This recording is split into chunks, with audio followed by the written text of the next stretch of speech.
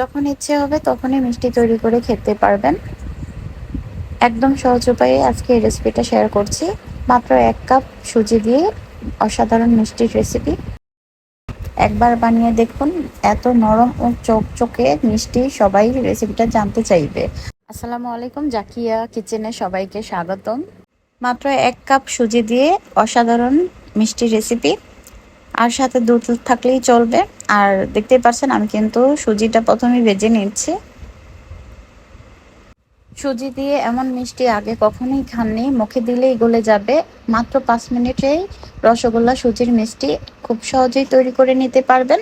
আজকে একদম সহজ উপায়ে আমি এই রেসিপিটা আপনাদের মাঝে শেয়ার করছি। ভিডিওটি স্কিপ না করে দেখার অনুরোধ রইল, আর একটি লাইক দিয়ে পুরো ভিডিওটির সাথেই থাকবেন। আপনাদের একটি লাইক আমার ভিডিওটিতে শেয়ারের কাজ করবে, সবার কাছে পৌঁছে দিবে। আর দেখতে পাচ্ছেন আমি পরিমাণ মতো চিনি দিয়ে দিয়েছি, তার সাথে লিকুইড দুধ। আমি দুধ দিয়ে ভালো করে একটা ডো তৈরি করে নেব পারফেক্ট মিষ্টির শেপের জন্য। তো এখানে আমার 3 বাটি দুধ লেগেছে একটা পারফেক্ট ডো তৈরি করার জন্য। তো দেখতে পাচ্ছেন আমি কিন্তু চুলার জালটা মিডিয়াম আঁচে রেখেই ডোটা তৈরি করে নিচ্ছি। আর অসম্ভব টেস্ট লাগে এই মিষ্টিটা, মুখে দিলেই একদম গলে যায়।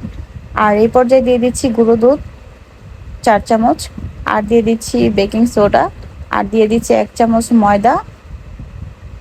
এখন হাত দিয়ে ভালো করে ডোটা তৈরি করে নেব, ভালো করে শুকনো উপকরণের সাথে মিলিয়ে নেব।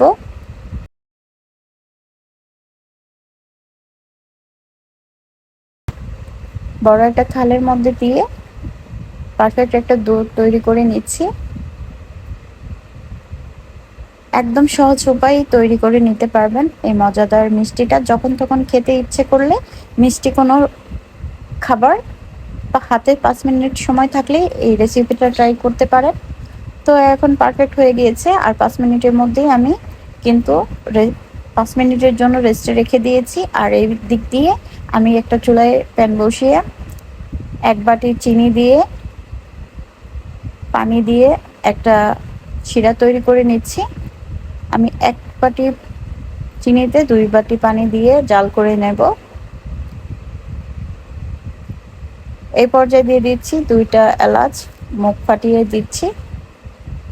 আপনারা চাইলে এখানে গুঁড়োটাও ব্যবহার করতে পারেন এলাচের।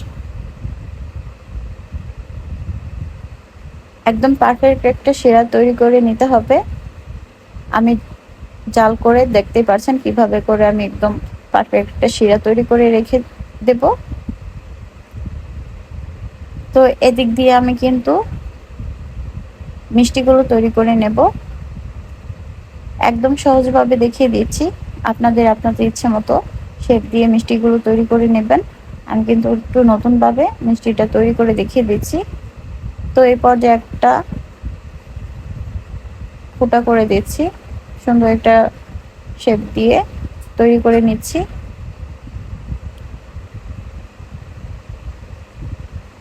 খুব সুন্দরভাবে তৈরি হয়ে গেল। তো একইভাবে আমি সবগুলো কিন্তু মিষ্টি একইভাবে তৈরি করে নিয়েছি। সুজি দিয়ে এত মজার একটা রেসিপি তৈরি করে নেওয়া যায় আগে কখনো ভাবিনি। খুব সহজেই তৈরি করে নেওয়া যায়। আর সবগুলো আমার তৈরি হয়ে গেল। এই পর্যায়ে দেখতে পাচ্ছেন আমি চুলায় একটা প্যান বসিয়ে দিয়েছি পর্যাপ্ত পরিমাণে তেল দিয়ে। এখন আমি মিষ্টিগুলো ভেজে নেব।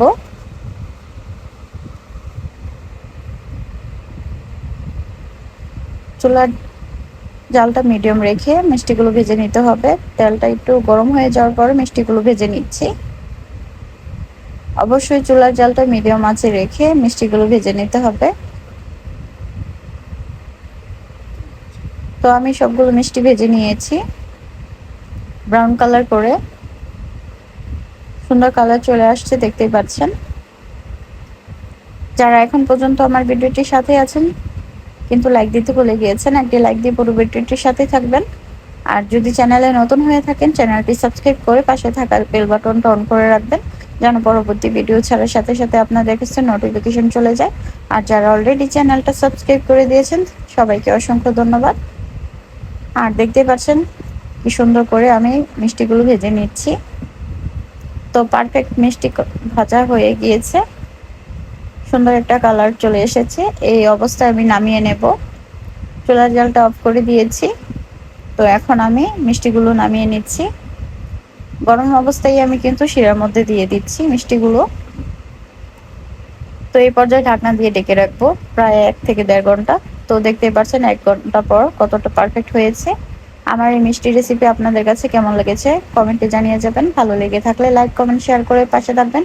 চ্যানেলে নতুন হয়ে থাকলে চ্যানেলটি সাবস্ক্রাইব করে পাশেই থেকে যাবেন। আবার নতুন কোনো ভিডিও নিয়ে হাজির হয়ে যাব। আজকে এই পর্যন্ত। সবাই ভালো থাকবেন, সুস্থ থাকবেন। আল্লাহ হাফেজ।